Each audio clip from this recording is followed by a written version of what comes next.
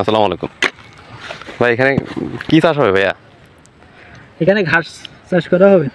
আচ্ছা ভাই, এই জমি কি পূর্বে কয় চাষ দেওয়া হয়েছিল জানেন, বা কয় চাষ দেওয়া হয়েছে এখানে? এই জমিটা অনেক সুন্দর। 2-4টাও হয়েছে। ও আচ্ছা আচ্ছা আচ্ছা, এটা কি দিয়ে চাষ দেওয়া হয়েছিল ভাইয়া? ট্রাক্টর। আচ্ছা আচ্ছা আচ্ছা, এই যে এই ঘাস আর এই ঘাসের জাত কি একই নাকি ভিন্ন হবে যেটা লাগাবেন? ও আচ্ছা আচ্ছা আচ্ছা আচ্ছা ভাই, এই ঘাসগুলোর ফলন কেমন ভাইয়া? ফলন ভালো। আচ্ছা আচ্ছা আচ্ছা, এগুলো খেলে কি গরুর কোনো পুষ্টি হবে বা উপকার হবে? এগুলো খেলে আপনার গরুর স্বাস্থ্য ভালো হবে। আচ্ছা, দুধ হবে ভালো।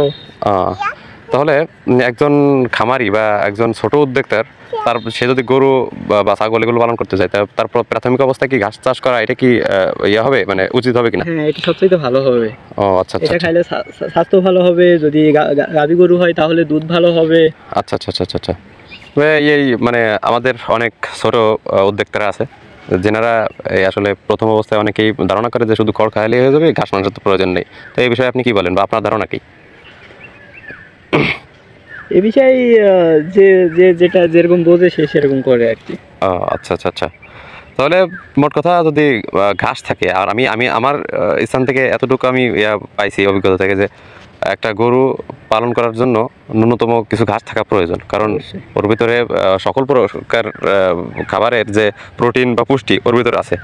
তো যাই হোক, তো এখন আপনারা এই কাটিংগুলো লাগাবেন নাকি? আপনাদের কাটিং কি এইগুলো হবে? হ্যাঁ, এগুলো। ও আচ্ছা, অনেক সুন্দর কাটিং ভাই, একেবারে মানে যে গজায় গেছে অনেকগুলো। 2টা করে রাখা হয়েছে গিরা, এখানে 2টা করে রাখা হয়েছে। আচ্ছা আচ্ছা আচ্ছা আচ্ছা ভাই, এই গিরা থেকে মানে কোথা থেকে ফোট আসবে ভাই? হ্যাঁ হ্যাঁ, এখান থেকে, এই যে এখান থেকে। ও আচ্ছা আচ্ছা আচ্ছা আচ্ছা আচ্ছা, তো এই কাটিংগুলো এখানে লাগা, এতে কি হয়ে যাবে ভাই, নাকি আরো কিছু লাগতে পারে? এগুলো সম্ভবত হয়ে যাইতে পারে। আচ্ছা আচ্ছা, এই যে দেখেন দর্শক, এই যে আমাদের ভাইয়েরা এই পরিমাণ কাটিং আনছে। হ্যাঁ, এই যে এর ভিতরে আরো আছে। তো যাই হোক, আমরা দেখবো এখন ভাইরা কিভাবে এই লাগায় কাটিংগুলো।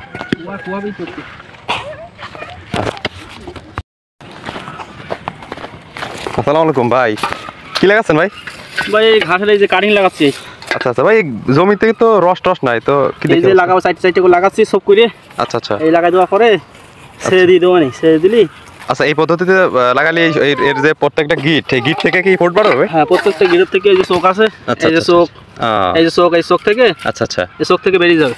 দেখ, এই যে এইখানেও তো লাগানো হয়েছে, এগুলো তো আপনারাই লাগাইছেন নাকি ভাই? আমরা লাগাইছি। আচ্ছা আচ্ছা, অনেক সুন্দরই হয়েছে।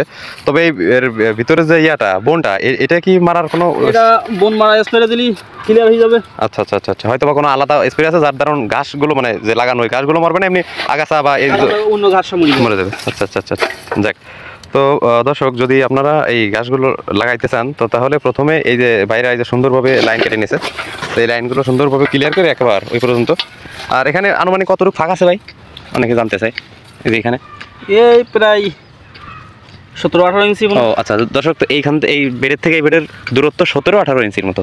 আচ্ছা, তো যাই হোক ভাই, দেখেন কি দ্রুত লাগা চলে যাচ্ছে, মানে আমরা যারা নতুন বা লাগানোর নাই, অভ্যাস নাই, এই যে দেখেন, এই যে 4টে করে এক জায়গা দিয়ে ওইভাবে মাটিতে রেখে যাচ্ছে।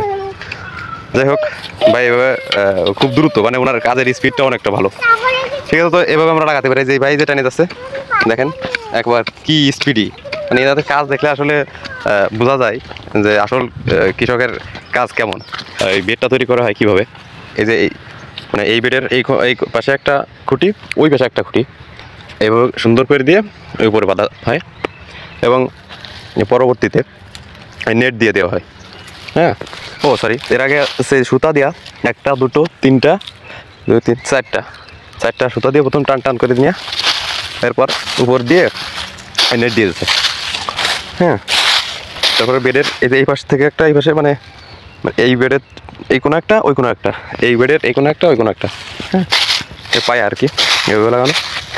এই গাছগুলো কাটে ফেলাছে, এই জন্য দেখাতে পাচ্ছি, মানে বয়স হয়ে গেছিলো, এর জন্য কেউ আবার এটা মনে করে না যে শত্রুতা করে কেটে ফেলছে, না, পেনটাই নিজেরাই কেটে ফেলছে।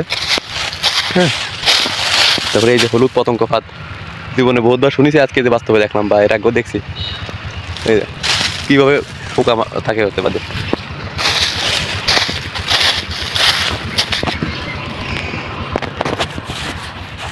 এই যে আরেকটা বেড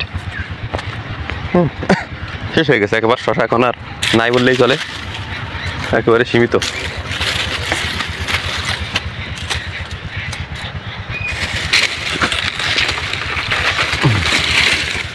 ছোটো সাইজ হয়ে গেছে